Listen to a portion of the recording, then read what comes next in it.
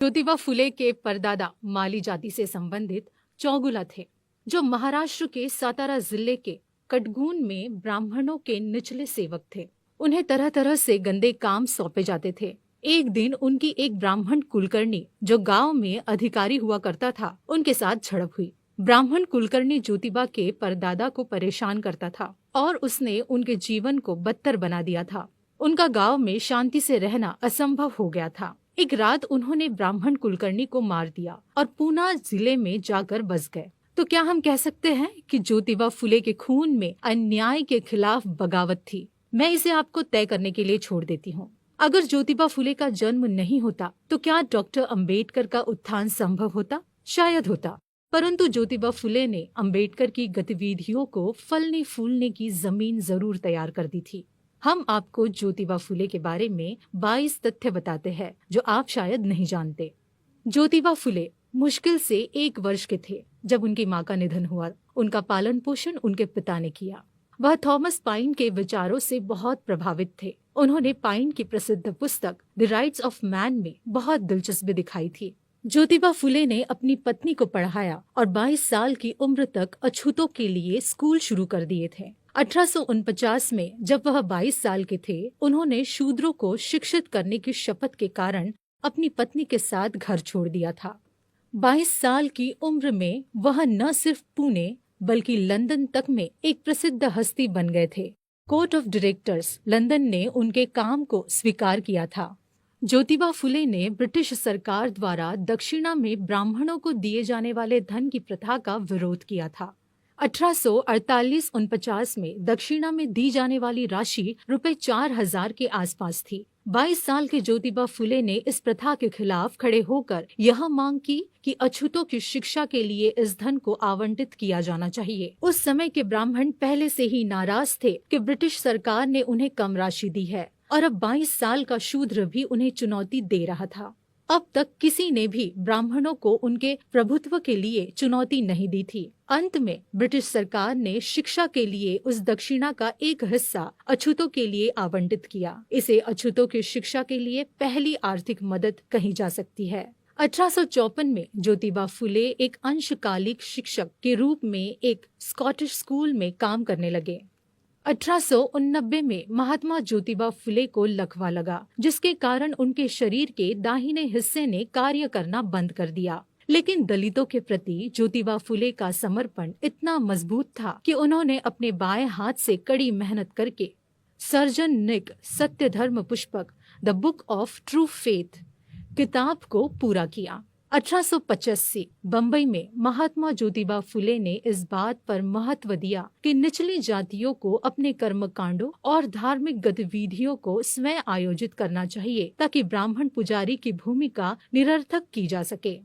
ज्योतिबा फुले ब्राह्मणवाद के खिलाफ थे और वेदों को बेकार की कल्पनाएं, बड़ी बेतुकी किंवदंतियां और साथ ही एक झूठी चेतना का रूप भी मानते थे। ब्राह्मणों ने 1856 में महात्मा ज्योतिराव फुले को मारने का प्रयास किया क्योंकि ब्राह्मण नहीं चाहते थे कि फुले बहुजनों को शिक्षा दें। 11 मई 1888 इस दिन ज्योतिबा फुले को मुंबई में मुंबई देशस्थ मराठा ज्ञान धर्म संस्था में महात्मा की उपाधि दी गई थी। 5 फरवरी 1852 इस दिन महात्मा ज्योतिबा फुले ने अपने शिक्षण संस्थानों के लिए सरकार से आर्थिक सहायता की मांग करी थी। अछूतों और लड़कियों के लिए पहले स्कूलों की शुरुआत फुले दंपत्ति ने की थी। भीड़ेवाड़ा पुणे महात्मा ज्योतिबा फुले और सावित्रीबाई फुले द्वारा लड़कियों के लिए भारत का पहला स्कूल 1 जनवरी 1848 को शुरू किया था। ऐसे समय में जब अछूतों की छाया को अपवित्र माना जाता था, जब लोग प्यासे अछूतों को पानी देने के लिए तैयार नहीं थे, अछूतों के उपयोग के लिए सावित्रीबाई फुले और महात्मा ज्योतिबा फुले ने अपने घर में कुआं खुलवाया था। 28 जनवरी 1853 फुले दंपत्ति द्वारा भारत के पहले शिशु निषेध घर की शुरुआत की गई। 1863 में ज्योतिबा फुले और सावित्रीबाई फुले ने पहले अनाथालय शुरू किया, जहां उन गर्भवती विधवाओं को संरक्षण दिया गया जो समाज में दमित थे। ज्योतिबा फुले ने पोवड़ा छत्रपति शिवाजी भोसले को 1 जून 1969 और गुलामगिरी को 1 जून 1873 में प्रकाशित किया। गुलामगिरी ज्योतिबा फुले की प्रसिद्ध रचनाओं में से एक है। 24 सितंबर 1873 को ज्योतिबा फुले ने अपने अनुयायियों और प्रशंसकों की एक बैठक बुलाई, जहां सत्य शोधक समाज society of seekers of truth इसका गठन करने का निर्णय लिया गया। इसके पहले अध्यक्ष और कोषाध्यक्ष खुद ज्योतिबा फुले बने। 16 नवंबर 1852 को मेजर कैंडी ने ज्योतिबा फुले को शिक्षा के क्षेत्र में उनके योगदान के लिए सम्मानित किया। शराब की व्यापक खपत को गंभीरता से लेते हुए 18 जुलाई 1880 को महात्मा ज्योतिबा फुले ने पुणे नगर पालिका की कार्य समिति के अध्यक्ष प्लंकेट को एक पत्र लिखा। जब सरकार ने शराब की दुकानों के लिए अधिक लाइसेंस देना चाहा, तो ज्योतिराव ने इस कदम की निंदा की, क्योंकि उनका मानना था कि शराब की लत कई गरीब परिवारों को बर्बाद कर देगी।